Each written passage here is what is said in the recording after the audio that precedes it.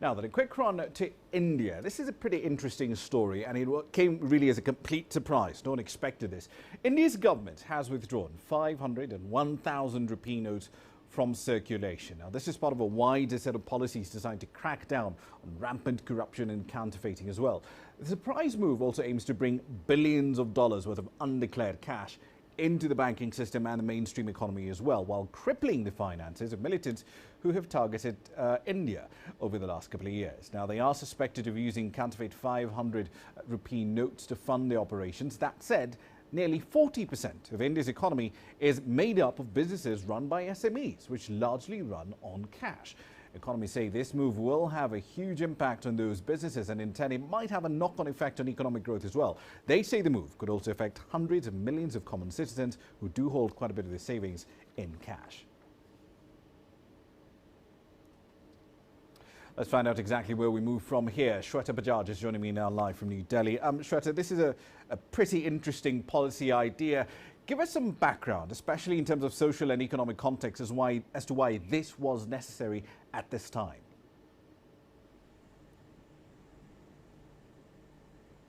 If you look at Indian Prime Minister Narendra Modi's speech, there are three reasons he gives for coming up with this new scheme. First of all, like you mentioned, funding of terrorist organization and buying of arms for waging a war against India. So that's his first reason. Second, there's a lot of counterfeit currency anyway floating around, not just in India. You would also find Indian currency in Nepal and other neighboring countries where it's used freely. Sometimes it's also preferred over the local currency.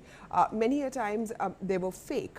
And in most shops here in India as well, you had to check really if that 500 rupee note was fake or not. But it wasn't large enough really to have a massive impact on the economy. That is clear. But the most important reason was black money. Indians have millions and millions of dollars stashed away in black money. Now, how is that black money stashed? Most of it is actually in offshore accounts. Some of it might be in India. This step is being seen as really wiping that out and weeding it out completely.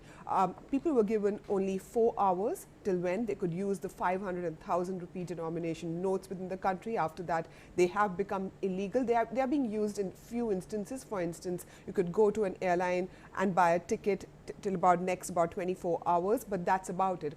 From here on, people can go to a bank, exchange their money, but that can be done only within the next 50 days. There's also a limit being given to how much money can you put it, and above that, there would be a scrutiny that would be done. Pretty interesting idea, but it will come to know in the next couple of months how it pans out.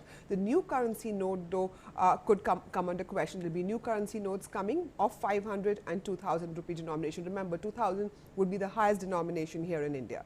Indeed. That leads me neatly into my next question. I mean, if you've got a new 500 rupee note coming in and an even bigger denomination note on the way, doesn't that fundamentally undermine this policy, at least in the long run?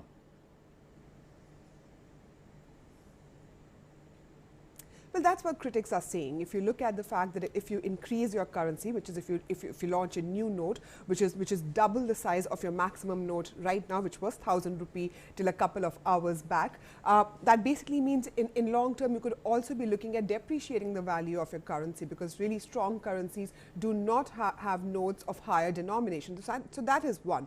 Secondly, the reason for it being given is there was some time back there was a proposal put forward which included notes of 5,000 and 10,000 rupees in India. That was eventually shot down.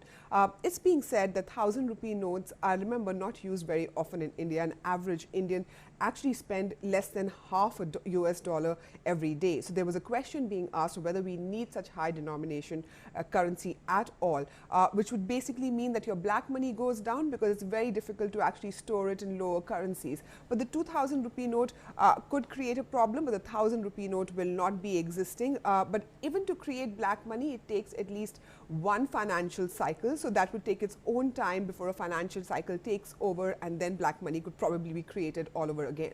Indeed. We'll leave it there for the time being. Thank you for the update. That's Shweta Bajaj live in Delhi. It's a fascinating experiment, of course, on fiscal policy. We're looking forward to see exactly how that works out over in India.